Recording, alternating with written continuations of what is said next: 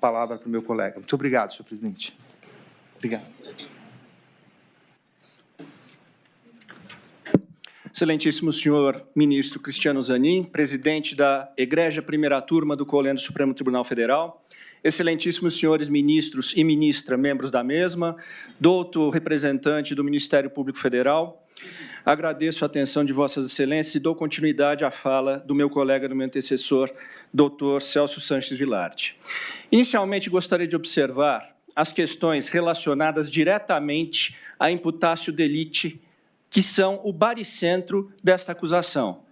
De fato, a acusação gravita em torno da imputação do crime de golpe de Estado ou de abolição violenta do Estado Democrático de Direito. Ambos esses delitos, excelências, eles têm, na sua configuração, na sua elaboração, no seu enunciado do tipo penal, um traço comum, que é a forma vinculada. Ambos exigem que a conduta seja desenvolvida só e somente mediante atos de violência ou grave ameaça. Essa exigência, ela representa, na essência, uma garantia ao próprio cidadão, especialmente em crimes de conteúdo político, como no caso vertente. E isso por quê? Vejam vossas excelências, temos ali o crime de golpe de Estado. Tentar depor, mediante violência ou grave ameaça, o governo legitimamente constituído. Se nós subtraíssemos essa oração explicativa, onde é colocada a violência ou grave ameaça como conduta pré-estabelecida, teríamos um tipo penal redigido da seguinte forma: tentar depor o governo legitimamente constituído. Ou seja, teríamos um tipo penal extremamente aberto e com uma perigosa amplitude, notadamente em delitos políticos. Nós sabemos que em situações como essas, em que o tipo penal não obedece ao princípio da certeza, corolário do princípio maior, que é o princípio da legalidade, ficamos sujeitos a, em momentos de instabilidade política, vermos um tipo penal transformado em arma. Imagine, excelência, se tivéssemos o tipo penal desconsiderando essa forma vinculada, estaríamos sujeitos a processar e condenar indivíduos que fossem se manifestar pelo pedido de impeachment de presidentes da República, como aconteceu no passado. O Código Penal soviético, é conhecida essa história na doutrina de direito penal, previa um tipo penal exatamente desta forma, atentar contra o Estado soviético. E é conhecida a história, Jiménez de Assua conta, do indivíduo que foi processado e condenado sob essa acusação simplesmente por urinar na parede do Kremlin.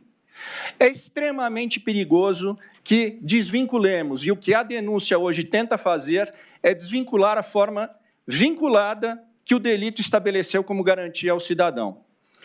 Ora, aonde está? Por mais que nós tenhamos aqui uma denúncia exaustiva, estendida, que vem, que utiliza e emprega adjetivos fortes, e foi o que se fez, não é possível tergiversar e acreditar que, em algum momento, há um elemento que aponte ao ex-presidente Jair Bolsonaro um ato violento ou um ato de grave ameaça, atendendo, assim, à exigência do tipo penal.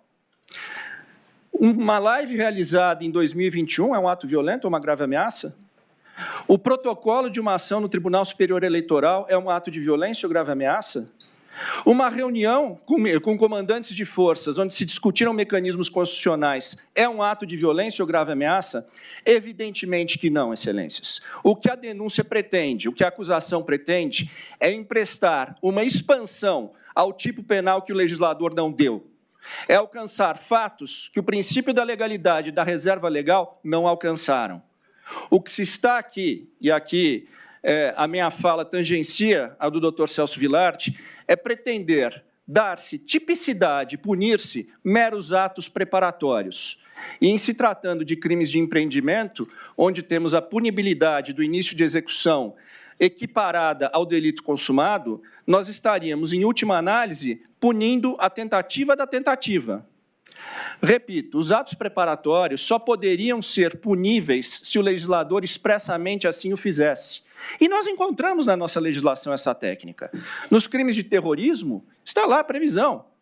Criminalizaram-se os atos preparatórios aos crimes de terrorismo. Isto não aconteceu nos crimes contra o Estado Democrático de Direito. De sorte que emprestar-se uma expansão que em momento algum o legislador concordou é violar um princípio maior do direito penal, que é o princípio da reserva legal. De fato, me parece que o epicentro dos defeitos dessa acusação descansam efetivamente na questão da conduta que é imputada ao ex-presidente Jair Bolsonaro, numa distorção da forma com que é interpretado o tipo penal. Indo adiante aqui, se não considerarmos que esses fatos, nesse iter criminis estendido, são atípicos ou meramente atos preparatórios, se superarmos esta interpretação, esta linha de interpretação, é necessário ainda analisar-se a questão sob o ponto de vista do Instituto do artigo 15 do Código Penal. E observo que essa é uma consideração de caráter estritamente subsidiário para que não se diga que o ex-presidente pretendeu cometer algum crime e simplesmente retornou. Não. É uma constatação subsidiária e de cariz objetivo. Vejam, Vossas Excelências, se a denúncia sustenta que o início de execução dos crimes apontados se deu por ocasião da reunião do presidente Bolsonaro no final de dezembro com os comandantes de força, não ministros, com os comandantes de força... Me perdoe, final de dezembro, qual reunião é essa? As reuniões final de 2022. Ah, tá. Novembro, dezembro de 2022. O senhor fala da mesma do Dr. Celso, então. Exatamente. Obrigado. Onde teria se discutido a questão das minutas. A do dia 7, no caso. Isso. Ok, obrigado. Se o início de execução se dá neste momento, é evidente, Excelências, que passa-se a considerar, é mister considerar, por que efetivamente não se foi adiante nisso. Ora, é evidente que, à luz do artigo 15 do Código Penal, quem desiste voluntariamente do início da execução do delito, responderá apenas pelos atos já praticados. Está efetivamente, pela análise dos fatos posteriores a tal reunião, evidenciado que o ex-presidente, além de não pretender dar golpe de Estado, não teve nenhum intuito em ir adiante com o projeto criminoso apontado na denúncia.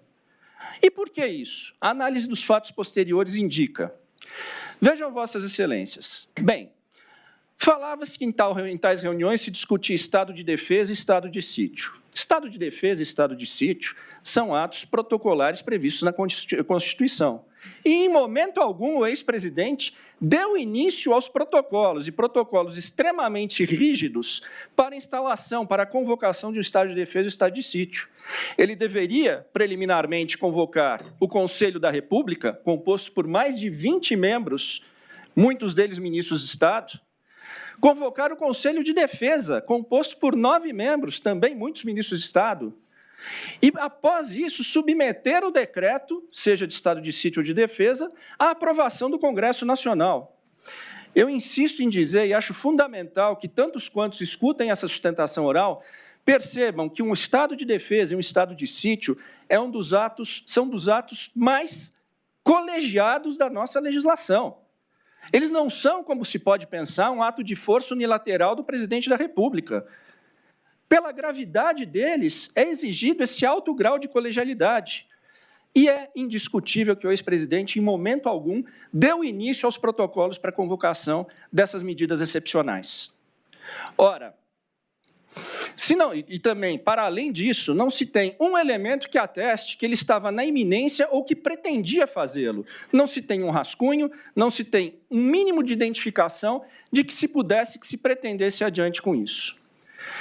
Ora, em segundo lugar, a denúncia diz, não foi adiante porque o comandante do Exército e o comandante da Marinha não pretendiam, não aderiram a esse intento. Isso não seria um óbice ao presidente. Aliás, se fosse, não seria um óbice em primeiro lugar, porque Estado de Defesa e Estado de Sítio não são atos militares, são atos do Congresso. Mas se ainda se pensasse que isso seria um óbice, ele seria evidentemente facilmente superado. E superado de que maneira? É uma prerrogativa legal do presidente da República a nomeação e também a substituição dos comandantes militares. Está lá disposto expressamente, artigo 4º da Lei Complementar 97 de 1999. O que se quer dizer com isso? Bem, se o ex-presidente pretendia, de fato, decretar um estado de sítio ou de defesa e houve a reticência dos comandantes da Marinha, da Aeronáutica e do Exército, bem, ele não esgotou os meios para levar adiante, então, o seu intento original, porque bastava-lhe, mediante um simples despacho, substituir estes comandantes reticentes por nomes que previamente fossem aderentes a esse projeto. Não há, portanto, então, como sustentar que o referido projeto, ainda que imaginativo, não tenha ido adiante por fator alheio à vontade do ex-presidente. Ele teria mecanismos para, de fato, conduzir esse suposto projeto e não o fez. Em terceiro lugar, é importante também verificarmos, e parte disso o Dr. Celso Vilar já mencionou, que os atos posteriores do presidente foram totalmente voltados a desestimular seus apoiadores e seus eleitores a qualquer forma de não reconhecimento da vitória eleitoral do presidente Lula. Fez a passagem do comando, fez a transição da presidência de forma pacífica, inclusive nomeando os comandantes militares indicados pelo atual governo. Na sua live, no dia 30 de dezembro, e nós na defesa insistimos muito, porque ela é bastante sintomática de que não havia esse espírito, o presidente foi enfático aos seus eleitores. Vamos respeitar as leis e as constituições. Bem, Excelência, chegando aos minutos finais da minha fala, é fundamental dizer-se que essa Suprema Corte hoje não lida com um caso trivial, com um caso comum, e que, no máximo, se tornará jurisprudência de destaque dessa Corte. Não. Nós estamos diante de um caso que, como todos os outros, porém mais do que qualquer um, exigirá a credibilidade da decisão dessa Corte.